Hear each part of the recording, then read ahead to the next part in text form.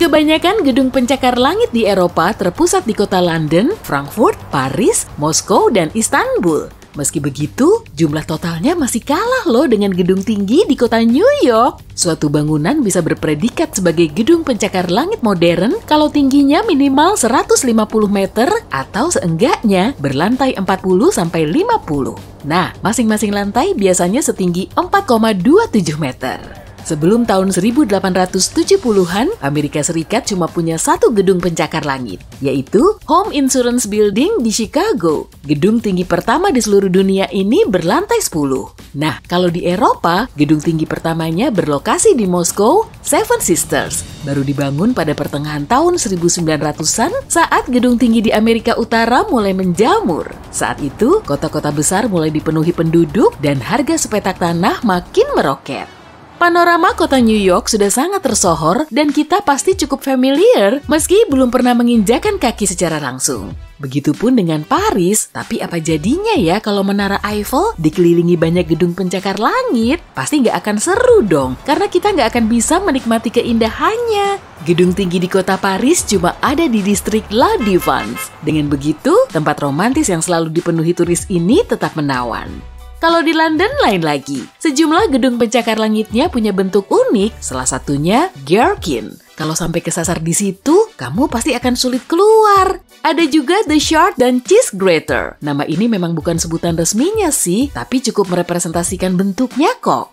Tampilan arsitekturnya sendiri nggak didapat dari konsep asal-asalan. Bentuknya memang dibikin unik agar tidak menghalangi St. Paul Cathedral. Malahan, puncak bangunan bersejarah ini bisa terlihat dari King Henry VIII Mount yang jaraknya sangat jauh. Tapi nggak cuma itu aja, ada juga Menara London dan Istana Westminster yang cuma bisa dilihat dari angle berbeda. Jadi, agar panorama kota London tetap terjaga, bangunan lain yang menghalangi kedua monumen ini nggak boleh didirikan.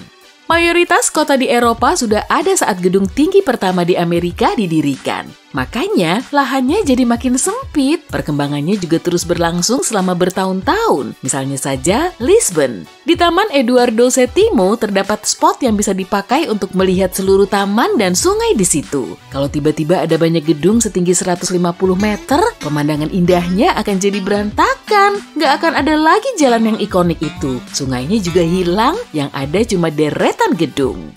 Sama seperti Lisbon, sejumlah kota lain di Eropa juga tetap mempertahankan warisan budayanya dengan tidak mendirikan gedung pencakar langit. Contohnya, Jerman. Kebanyakan gedung tingginya ada di Frankfurt, pihak berwenang di kota lain lebih memilih melindungi dan merestorasi bangunan yang sudah ada, tak terkecuali Berlin. Meskipun ada penduduknya yang ingin mendirikan gedung tinggi, mereka nggak akan bisa. Kondisi tanahnya nggak cocok, dan kalau tetap ngeyel, bisa-bisa gedung tinggi yang mereka dirikan akan langsung tenggelam. Untuk membangun fondasi gedung pencakar langit di Berlin, mereka perlu biaya yang sangat banyak. Tanahnya terlalu berpasir dan lembek.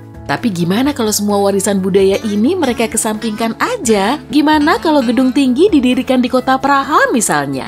Berarti mereka perlu meruntuhkan banyak bangunan yang sudah ada dong. Tentunya publik akan langsung protes karena kota kesayangan mereka tiba-tiba lenyap. Hal kayak gitu pernah terjadi di Brazil. Fenomena ini bahkan ada istilahnya sendiri, namanya Brazilisasi. Jadi, sederhananya, gedung tinggi cuma asal dibangun tanpa pertimbangan matang. Buat gedung di sini nggak apa-apa lah. Oh, di sana juga boleh. Tapi seringnya, Pemkot setempat enggan mendirikan bangunan baru yang nantinya malah mengubah rupa historis kota tersebut. Sejumlah kota besar di Eropa juga mungkin mengikuti jejak Paris. Ada distrik khusus yang dijadikan tempat untuk mendirikan gedung tinggi. Burj Khalifa yang menjulang sampai 823 meter itu merupakan gedung tertinggi di dunia. Proses pembangunannya nggak semudah membalikan telapak tangan dan berlangsung selama 6 tahun. Tapi memang hasilnya setimpal sih. Saking tingginya, gedung ini bisa dilihat dari jarak sejauh 96 km saat hari cerah. Ukuran gedung tertinggi di Eropa saja cuma setengahnya. Lacta Center di Saint Petersburg setinggi kurang lebih 460 meter. Kalau memang sangat tinggi, kenapa ya gedung pencakar langit nggak rubuh kena angin? Rahasianya tentu terdapat pada struktur dan fondasinya hingga bagian puncaknya. Misalnya saja Burj Khalifa, tanah di situ kurang ideal, jadi di bawah fondasi beton seberat 110.000 ton itu terdapat 192 pilar yang tertancap hingga kedalaman lebih dari 50 meter. Berkat gesekan antara beton dan tanah, pilar ini nggak bisa bergerak sehingga menghasilkan fondasi yang kuat. Tapi kebanyakan, gedung pencakar langit masih dibangun di atas batuan dasar untuk membuatnya tetap kokoh. Rangkanya terbuat dari baja dan tanpa struktur luarnya, gedung pencakar langit akan terlihat seperti tumpukan balok baja. Semakin menjulang bangunannya, akan semakin kencang terpaan anginnya. Maka, upaya penaklukan angin ini menjadi tantangan terbesarnya. Semisal nih, kamu lagi ada di lantai atas gedung tinggi, tiba-tiba ada angin kencang. Dan dari dalam gedung, kamu bisa merasakan konstruksinya mulai goyang. Malahan tubuhmu bisa terpental kalau kamu nggak pegangan.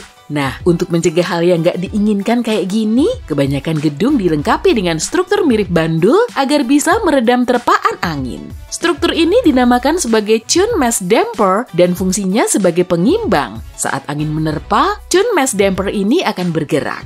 Namun begitu, nggak semua gedung tinggi memerlukan struktur bandul. The Shard misalnya bisa meredam terpaan angin karena bentuknya runcing. Sedangkan Menara Shanghai punya bentuk spiral yang berputar hingga 120 derajat. Struktur kedua gedung ini memang sangat cerdas, posisinya masih tetap tegak meski diterpa angin kencang. The Shard nggak punya Chun Mass Damper, dan meski terpasang di Menara Shanghai, struktur ini cuma berfungsi sebagai objek wisata. Sebelum desain gedung selesai, biasanya juga dilakukan uji terowongan angin. Caranya dengan membuat kotak sampel, lalu memberinya struktur super tinggi ini. Saat para ahli menghidupkan anginnya, mereka bisa melakukan simulasi pada kondisi aslinya. Kalau gedung sampel ini runtuh oleh terpaan angin selama pengujian, kemungkinan besar gedung aslinya juga runtuh. Angin di puncak gedung bisa sangat kuat, kemudian turbin angin jadi lebih ngehits. Gedung Bahrain World Center punya 3 turbin angin di bagian tengahnya, dan Strata SE1 punya 1 di puncaknya. Fenomena downdraft effect bisa mempercepat gerakan angin di dekat gedung pencakar langit. Saat menerpa gedung, angin kencang akan terdorong naik, mengitari sisinya, lalu bergerak ke jalanan. Karena itulah, saat melewati gedung tinggi selama cuaca berangin, kamu perlu berhati-hati. Tapi kalau sejumlah gedung pencakar langit berbentuk kotak saling berdampingan, semua angin akan bergerak ke jalanan. Kondisi ini bisa memicu angin topan mini, terutama saat cuacanya mendukung.